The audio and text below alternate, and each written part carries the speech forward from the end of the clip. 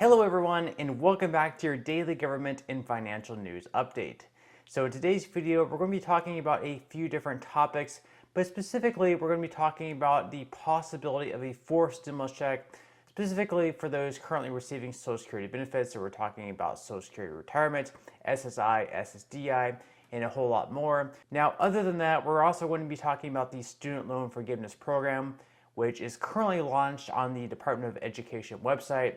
Now, they did have a beta test go out this weekend, and I believe around 8 million Americans have already gotten their application in. It's super simple, so if you are applying for student loan relief, or perhaps if you just know someone who has student loan debt and they could perhaps, benefit from this student loan forgiveness, it's $10,000 for people who don't have a Pell Grant, and it's $20,000 for people who do have a Pell Grant. This is a lot of money in student loan forgiveness. So if you have student loan debt, or perhaps if you know someone who has student loan debt, this would definitely greatly benefit you or whoever you know. Now, before we get into today's video, first off, I want to say thank you everyone for watching. Thank you everyone for giving my videos likes. Thank you for subscribing to my channel. I do make sure to read every single comment that I do receive. If I don't respond to it, just hard to get to all of the comments. So I do definitely appreciate all the comments that I get, even if it's just to say, hi Josh, good morning, anything like that. I definitely appreciate reading all of your comments. So quickly diving into this video, as I said earlier, over the weekend they did release a beta test on the Department of Education website.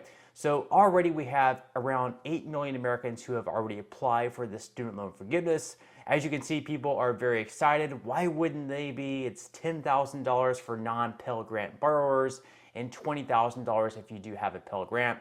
This is basically just like receiving $10,000 to $20,000 in stimulus money. Granted, it's not a check going directly to your bank account like a stimulus check would be, but still it's a lot of money that you're having forgiven in your debt. This is definitely going to be helpful. Let's say that you had maybe $15,000 in student loan debt. That's a lot of money to be in debt by. That it's going to take a while to pay off, especially if you don't have that good of a paying job exiting college. And let's say that the $20,000 would pay off the $15,000 debt that you have. I mean, that's a huge burden of relief right there. So that's got to feel pretty good for people who have student loans. I know there's going to be people who have other debts. Maybe they have credit card debt, maybe they have a mortgage, and they're saying, why is the government not paying off my credit card debt? Why is the government not paying off my mortgage? It's not fair, but at the end of the day, it is what it is. I am very happy for those who do have student loan debt. This is going to help them greatly. Some people may say, it's not fair that people can have really good paying jobs. People could be going to Harvard or really good universities, and maybe they don't need this student loan debt relief. But it is what it is, and it should help at least a few people who are lower income and perhaps could really use this relief. So whether or not some people may need this relief more than others, at the end of the day, it doesn't really matter. It's helping at least a few people, so I am happy for those people. Now, as I mentioned, 8 million people over the weekend did apply for this relief, and right now they have the full functioning website up. I'm not sure if there were any flaws over the weekend at all, but right now you can go to studentaid.gov, and on that website you can apply for relief. So whenever you first get to the studentaid.gov website, you'll see on there right front and center, it'll say apply for federal student loan debt relief. All you'll do is you'll just click apply now, and from there it just has some eligibility requirements, and it's asking what is federal student loan debt relief. It's saying that it's a program that provides eligible borrowers with full or partial discharge of loans up to $20,000 to federal Pell Grant recipients and up to $10,000 to non-Pell Grant recipients. Now, if you don't know whether your loan is a Pell Grant or if it's not a Pell Grant, it doesn't really matter. They'll be able to figure that information out for you. So all you have to do is just fill out your application. All you need to know is your full name, you need to know your date of birth, and you need to know your social security number. That's the only information you have to fill out. It's super quick, it's super simple. It's not some lengthy 20-page document that you had to fill out. They made this extremely quick, extremely simple. You don't even have to fill out your income. So as I mentioned here, there are income requirements. So if you're a single filer, you must not earn more than $125,000 per year. And if you're a joint filer, you must not earn more than $250,000 per year. Now, you can still be married and maybe your spouse makes $1 million per year, but as long as you file separately, and as long as you file separately and earn less than $125,000 per year yourself, you will be eligible. So you could be married to someone who is a multimillionaire making tons of money, but as long as they file their own tax return, and as long as you file your own tax return, and as long as you earn less than $125,000 per year, you will be eligible for this student loan forgiveness. So on the application, as I mentioned, you'll see here, all you have to do is fill out your first name, your last name, your former last name. Of course, that's optional. Then, of course, there you just fill in your social security number, you confirm your social security number, you type in your date of birth, and then just all of your contact details. So the contact details is basically, so if they have to follow up with any additional information, they can reach out to you in the best manner. So maybe they do have to reach out and ask you questions about your income. So there's probably most likely ways they can actually verify your income. They should be able to pull up your tax documents from the prior year just to confirm that you did make less than $125,000 if you file by yourself, or less than $250,000 if you file jointly. But they may reach out to you about that information. Now, I do believe that the Department of Education did say that they were going to look into a certain number of applications just to verify income. They're not going to look into everyone, so whether or not you get audited, I guess that's just up to pure luck. But if you do earn less than $125,000, you really don't have anything to worry about. If you're a single filer, or if you're a joint filer and earn less than $250,000 per year, you really don't have a lot to worry about. So they may reach out to you for additional information, either to your email or your phone number. So just list that information on there. Most likely they won't. And then once you apply, you'll receive one email just confirming that yes, they did receive your application, everything went through smoothly. And then after that, once it gets approved, once again, you'll be receiving another email just letting you know, hey, your $10,000 in student loan debt relief has been approved, or if you're a Pell Grant, or if you have a Pell Grant, that your $20,000 has been approved. So again, this is huge, huge news. I mean, $10,000 to $20,000, that is a lot of money. I think when President Biden said that he was going to forgive that much money in student loan debt relief, a lot of people were skeptical. There's a lot of emotions going on, quite frankly. A lot of people were very happy if they had student loan debt relief. They're like, oh, President Biden is going to do this. It's going to help me a lot. Some people were maybe a little bit outraged because they didn't go to college. They said, hey, I'm not going to take out this huge loan. It scares me. Whatever, they don't want to have to pay that back. Maybe they think it's foolish. They can go get a trade, or maybe they can start a business right out of high school and not take on this huge amount of student loan debt. And now it's being forgiven, and they think that they should be given this money too. I mean, leave your thoughts in the comment section below on that. But at the end of the day, it is going to help quite a few people. Right now, there are also quite a bit of lawsuits going on with that. So whether or not it actually holds up in the end, hard saying. And for people who receive the student loan debt relief, let's say that I have student loan debt, which I do not, but let's say that I do receive the $20,000 in student loan debt relief, because I have a Pell Grant, which I do not, but just hypothetically saying, and then I receive the $20,000 relief, but then later on the Supreme Court overrules it, saying it's unconstitutional that Joe Biden could not issue an executive order for this student loan debt relief without it first being passed through Congress. I'm not sure what happens to the $20,000 debt relief for me. If all of a sudden then I have the $20,000 placed back as something that I owe, or what exactly happens with that. So it's hard saying from here if people are getting approved and then maybe a few months down the line it gets overruled by the Supreme Court. That's going to be a huge mess. And I think a lot of people are probably going to be very upset, especially if they have the student loan debt. So basically the website has been launched. So if you have student loan debt, or if you know someone who does have student loan debt, make sure to pass that along to them. It should be very helpful to either you or your friend or family member who has student loan debt. So again, $10,000 to $20,000 is basically a stimulus check of that amount. That's a lot of money being issued to people to pay down their student loans, which should in turn free up money for them and make their life easier in the end. If it pays off their student loan debt, they're going to have a lot of money left over that they would normally put towards their student loans, whether that be $500 a month. $600 a month, $700 a month. That's going to free up money for them to now go out and get a house, or just more money for them to buy groceries or whatever else, which of course in turn some people are going to argue could actually increase inflation, because people are now going to have all this freed up money that they would normally be putting down towards their principal and interest amounts towards their student loans. Now it's going to be freed up to, basically just disposable income for them. So people are going to argue that it's could cause more inflation, which sure, it definitely could.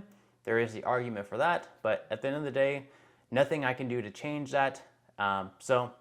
Again, let me know what your thoughts are in the comment section below. Do you believe that this was a good thing for President Biden to issue this executive order? Do you believe that it will help him at the polls? Or do you believe that at the end of the day, with all the inflation that's going on, the border crisis, everything else that's currently going on, it's been harder for Americans to get by. It's been harder for Americans to afford groceries. Rents are going up pretty much everywhere we go. Even the price of gas is beginning to go back up once again. I think people are very outraged right now, and they're probably going to be voting against Democrats at the poll. I do believe the Republicans are going to be taking back the House at least. Whether or not they can also take back the Senate is hard to say. There's been a lot of people saying that Republicans just don't have that strong of candidates in certain states, such as Georgia, Pennsylvania, to beat the Democratic candidates.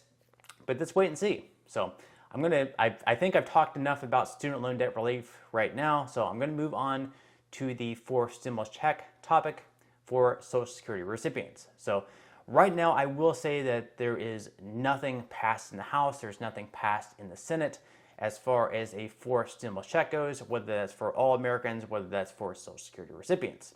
And over the next few months, I don't see anything getting introduced. That's just because inflation right now is still over 8% year over year.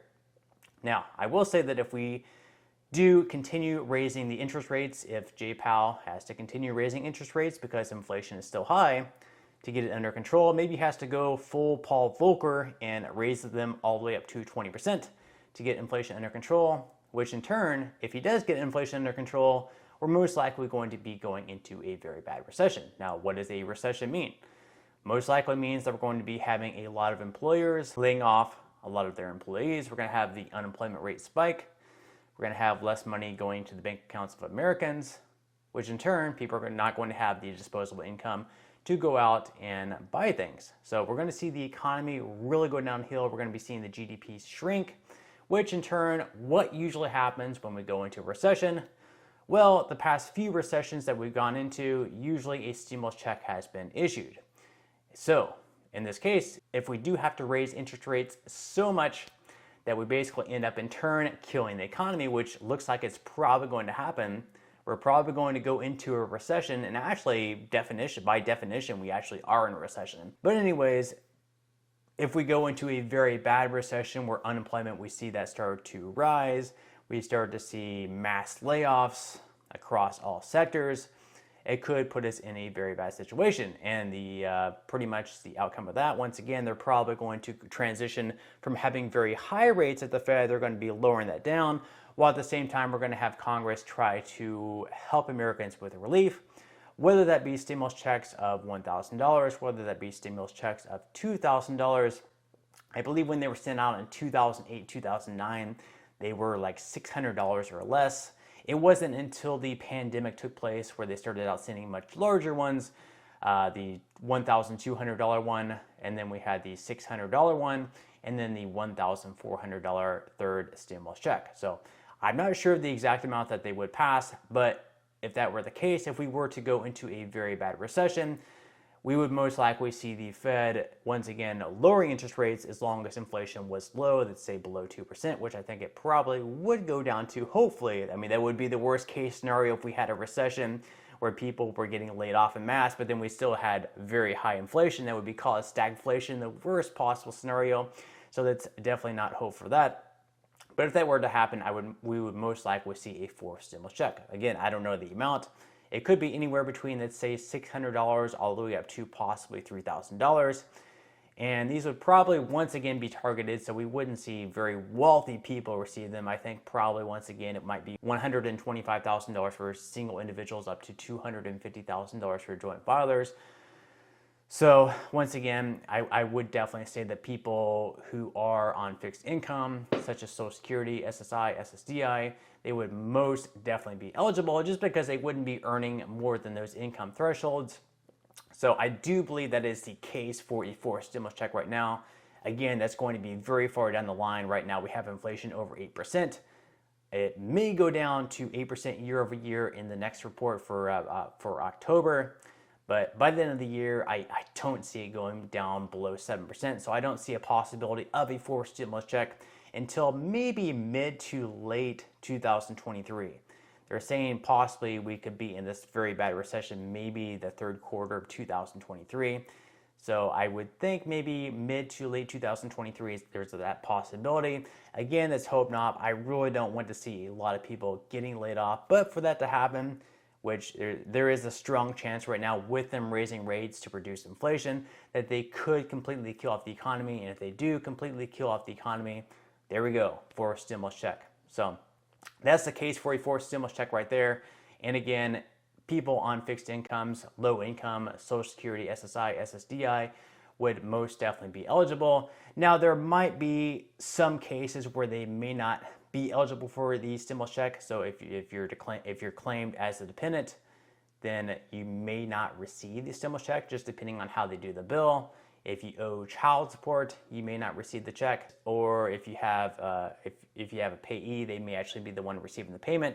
But they could always send the payment to you, so that again, that's no problem. But yeah, that's pretty much the case for a fourth stimulus check. I've been receiving that question in pretty much all my videos. Josh, are they finally going to send out a fourth stimulus check? When is the $2,000 going to be sent as a stimulus check? When is the $1,400 going to be sent as a stimulus check? But in Congress, it's just not something they've been talking about lately, just because the idea of sending out a stimulus check right now with inflation very high, there's pretty much no chance of that happening. There's virtually no talk about it. Now, there have been some talks about actually increasing Social Security payments by $200 per month. So people receiving Social Security retirement, SSI or SSDI, actually receiving an increase of $200 on top of the 2023 cost of living adjustment that they will be receiving in January. So there is some talk of that. I don't personally see that happening until the next Congress comes in January of 2023. And then from there, it just depends on how much momentum they have. There are definitely some changes that they will need to be making to Social Security, just because the program is going to be insolvent, where they will only be able to pay out, I believe, around only 80% of the benefits by 2034 or 2035. That may have actually moved forward one more year or backwards one more year, however you want to look at it, just because of the 8.7% cost of living adjustment. That's more money that's going to be going out. So there's going to be more and more of a shortfall unless they find out a way to raise more money for the Social Security Trust Fund. So there's been talks of that. There's been talks of perhaps raising the income cap for people who have to pay into the Social Security tax. So right now, I believe it's up to the first $137,000 that you earn, you have to pay the 6.2% Social Security tax. And then, of course, your employer matches the other 6.2, so it's 12.4% total. If you run your own business, you're paying the full 12.4%. So there's talks of that actually being raised to, or once again, if you earn over $250,000 per year, or if you earn more than $400,000 per year, you'll once again have to pay that Social Security tax of 6.2 to 12.4%. So there's talks of that. And then, of course, they're also talking about changing the way in which they calculate the cost of living adjustment over to the CPIE from the CPIW, which on average, the CPIE has been a tad bit higher over the last 20 or so years by, I believe, right around 0.20%. Now, there are certain years where the CPIE is actually lower. So I believe, for instance, this year it was a little bit lower than the CPIW. So if they were basing it off the CPIE rather than the CPIW, the cost of living adjustment for 2023 would actually be lower. So that would be a bad thing. Now, of course, they have changed the way the CPIW is calculated a lot over the past, 4 decades or so. So if you look at the way they calculated the CPIE back in the 1980s, if they use that same method today, the cost of living adjustment would be right around 17%. You can see that image up on the screen from shadowstats.com. So there's a lot of advocates that believe that the whole CPIW metric is fake. It's kind of sugar-coated, that inflation is a lot higher than 8.7%. And believe me, I mean, you can go to the grocery store, or you can go to a lot of places, and you can see inflation is a lot higher than 8.7%. The government is saying, hey, the CPIW is a basket of goods. On average, we believe that inflation across the board is 8.7%. Even though, in my mind, in a lot of your minds, of course, we're seeing inflation a whole lot higher depending on what you purchase. I mean, medical care has really gone up. Health insurance is at an all-time high. It's gone up faster over the last year than in history. It's soaring right now. You go to the grocery store, eggs are up big. Meats are up big. It's inescapable. I mean, gas is up high. Gas was under $2. Right now, gas is like $3.35 in a lot of places. It is where I live, and it seems cheap compared to, over $4. But then I look back, I zoom out, and I remember when gas prices were below $2, and now it's so expensive. Doesn't matter what you buy. And in a lot of ways, I feel like we're starting to get used to the inflation, which is really sad. I don't feel like the prices are going to go down to where they were before. I mean, maybe gas goes back down if we start producing more here at home. But if we're going to be going green here, and we're not going to be producing as much gas, and we're pushing people towards electric cars, I don't know what's going to happen. But it's hard to see a lot of the goods and services that we used to purchase, say 2 years ago, going back to the same prices. I think they may be slowing down the growth of price, or maybe they will stay the same over the next couple of years. But it's hard seeing them going backwards. I feel like they're here to stay, unfortunately. Just part of life. But again, fourth stimulus check, what we're relying on right now is for the economy to pretty much completely crash, which is probably going to happen if inflation stays where it's at, where it's not really bulging, and the Federal Reserve has to continue hiking interest rates, which I think they will, which in turn is really going to hurt the economy, and then they'll probably be sending out stimulus checks because of that. So that's pretty much that for the day. I do hope that you enjoyed. If you did enjoy the content in today's video and you would like to see more like it, I would greatly appreciate if you would give this video a like. Again, leave comments below. I definitely appreciate any comments you guys have, even if it's just to say good morning, good afternoon, how are you doing, Josh? It's good to see you. Any thoughts you have about a fourth stimulus check? Any thoughts you have about these the student loan debt relief? Leave them in the comment section below. I'm very happy to read all of your comments. I'm very appreciative of them. And until next time, as always, I will see you in the next video.